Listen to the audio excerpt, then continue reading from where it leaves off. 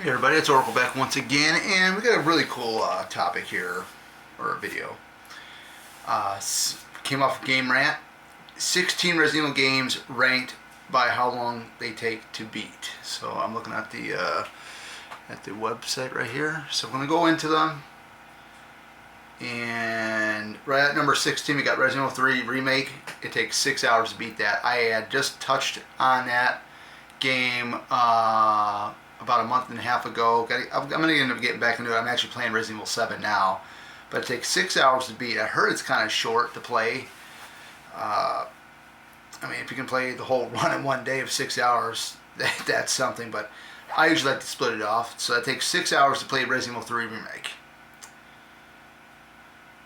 Resident Evil 2, the original from 1998, PlayStation 1. It takes 6 hours to beat. But that's got that's got two scenarios to it. I mean, you got, of course, you got Claire and Leon, but then you can play a different scenario on there. So I found that kind of weird. It would take 6 hours to beat that game. It says it's one of the shorter games in the Resident Evil franchise, but it was a good one. I like it. I like both versions, the original and remake. At number 14, Resident Evil 3 Nemesis, the original Resident Evil 3 from PlayStation 1. 6.5 hours to beat it.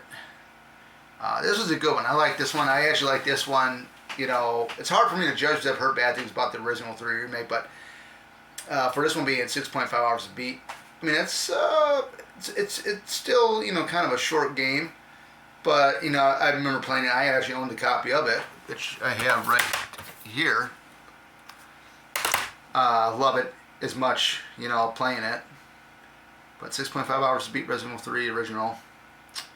Number 13, Resident Evil from 1996. And I got it right here. Resident Evil Director's Cut.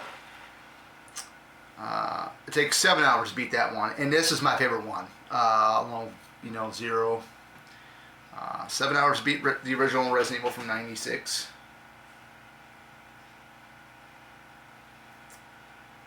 At number 12, we got Resident Evil 2 Remake, 8.5 hours.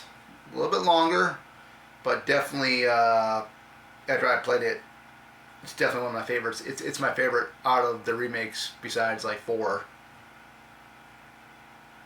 I really shouldn't say it because I haven't really made a judgment on the Resident Evil 3 Remake yet, but we'll see when we get to that one and play it. At number 11, Resident Evil Revelations.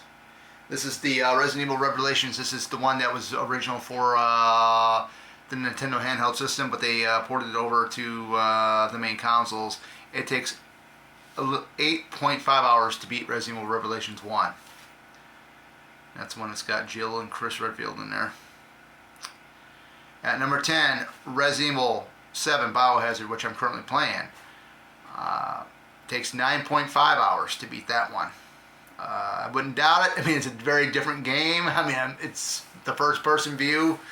Ethan Winters. It's just a very different take on a Resident Evil game from what I'm used to playing. But 9.5 hours for that one. At number 9, we got Resident Evil Village, which I do own the game, but I haven't played it yet. I'm waiting to hopefully beat 7 and to move on to Resident Evil Village. It takes Resident Evil Village 9.5 hours.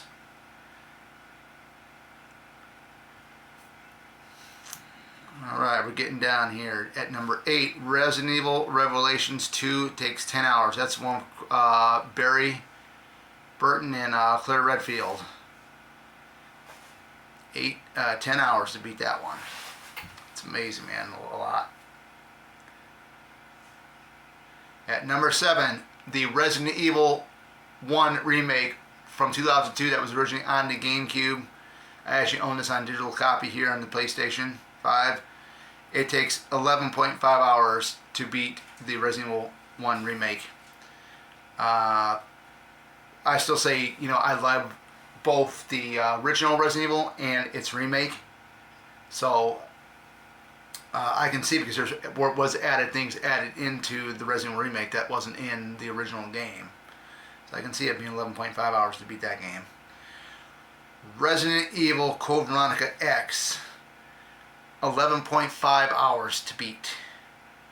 And that was a long game. I remember when it came out for the Sega Dreamcast, my buddy of mine had it, and he's also got it on the PlayStation 2. I also bought a digital copy for PlayStation 5. It's a long game, a lot of backtracking and stuff. I mean, it's got Claire, and this is the last game with Claire in the main, storyline. I mean, you don't really count the Resident Evil 2 remake, but this is the last one with the last time we actually see Claire Redfield until Resident Evil Revelations 2. But 11.5 hours to beat that one. Number 5, Resident Evil 0, which is the prequel to the Resident Evil 1 remake. The only time you ever get to play Rebecca Chambers, and this is a really unique game. You get to switch off between her and Billy Cole, and it takes 11.5 hours. And this is the only game that you can play Rebecca Chambers in. She is a supporting character in the Resident Evil 1 game, but she only made an appearance in Resident Evil 1 and 2. So 11.5 hours to beat that. Resident Evil 5, 12 hours it takes to beat Resident Evil 5. 12 hours, guys. It's amazing. And it was a fun game. I mean, it was a blast. I really enjoyed this one. Resident Evil 4, the original. 15.5 hours. I think this on the list is the longest one to take to beat it. Is 15.5 hours to beat Resident Evil 4. And that's a long time.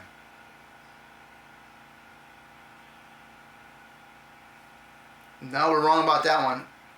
Resident Evil 4 remake from this year. It takes 16 hours to complete.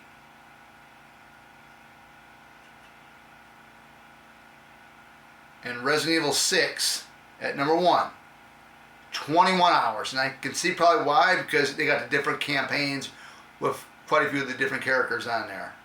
So Resident Evil 6, hands down, is at number 1 with 21 hours to complete it. And that is it, guys. That is it. I own pretty much most of these games. The only one that I don't own on the list is Resident Evil Revelations 2. So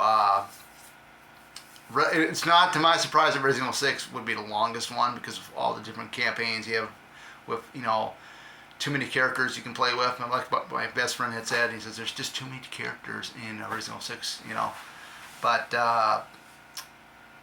when I go back and play it, I probably can go back and play with Leon's campaign, which I really like. So, yeah, that's how long it takes to beat these games. That's what the approximacy of, or its approximate time of the hours it takes to beat each of these games. So I hope you enjoyed this video. This is fun. I'm really kicking it in a high gear, doing my research on, the internet, getting different news reports out there. And we're going to do another video later on tonight, and we're going to talk about some of my favorite fighters from Street Fighter 6